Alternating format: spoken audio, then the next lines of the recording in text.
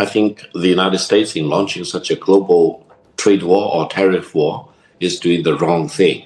It has not only significantly eroded the living standards and the quality of life for the American people, it has caused a disruption in the stock market, in the bond market, and the complete disregard for the sovereignty and territorial integrity of so many countries in the world. The problem is, though, that the rest of the world is now scrambling to do deals with the US. Some of those are quite close to being signed, according to America. So where does that leave China?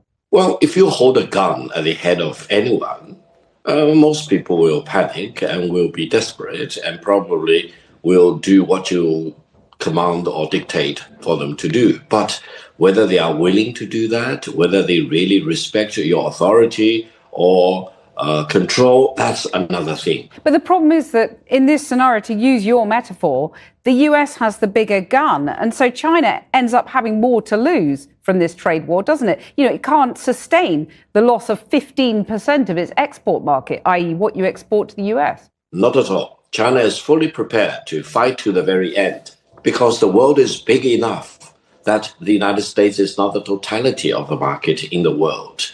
So if the United States wants to go in that direction of completely shutting itself out of the China market, be my guest. Yeah, and China will lose the US market, which, as I've said, is 15%. We don't care.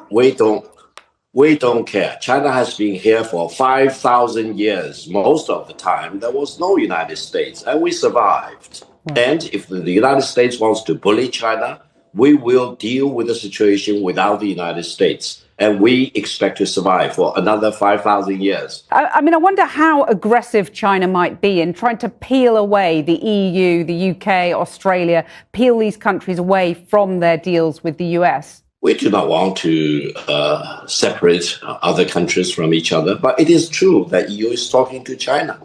The voices I picked up here in Beijing is that EU leaders and Chinese leaders are having phone calls, exchange of delegations. We are talking about the possibility of signing up the comprehensive agreement of investment or even leading towards a free trade agreement between China and the EU eventually. When you hear Donald Trump say China wants a deal, it just doesn't know how to go about it. They're proud people. J.D. Vance talks about Chinese peasants. What do you make of their conduct in this respect? If J.D. Vance thinks that he's dealing with the peasants in China, and I'm proud to be a descendant of the peasants. Most of us are descendants of the peasants anyway.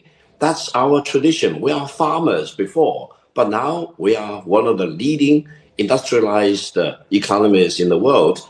So I'm sorry, J.D. Vance doesn't know what he's talking about. And therefore, I don't think there will be China-US dialogue unless the United States changes its attitude towards China. Deal with China as it is. Show respect to China, show respect to the Chinese people, and don't try to impose your prejudice and biased view about China or about the rest of the world. We will not buy that kind of prejudice or discrimination from the United States. No, we will never buy that story. To hear you talk and to hear Donald Trump talk, it seems very clear that there's not going to be any deal anytime soon unless someone alters their stance. Doesn't that then mean global recession and really misery for many people around the world? Well, my concern is that if China and the United States do not take major measures to correct all these tariff war or trade war launched by the United States, we will have a recession. President Trump needs to realize that Rome is not built overnight. To talk about millions of manufacturing jobs going back to the United States, relying on tariff is a futile attempt. You think the American people will rise up? Well, there will be the midterm election next year. And whether the American people will vote with their feet, I do not know. And there will be a general election, presidential election in 2028. Results will be known in 2029. If you follow the American political rhythm, no party has a complete permanent lock on power. We always say we have a plan for the coming 100 years for peace and stability and development. Victor Gao, thank you very much for joining us. Thank you very much for having me. It's a great honor.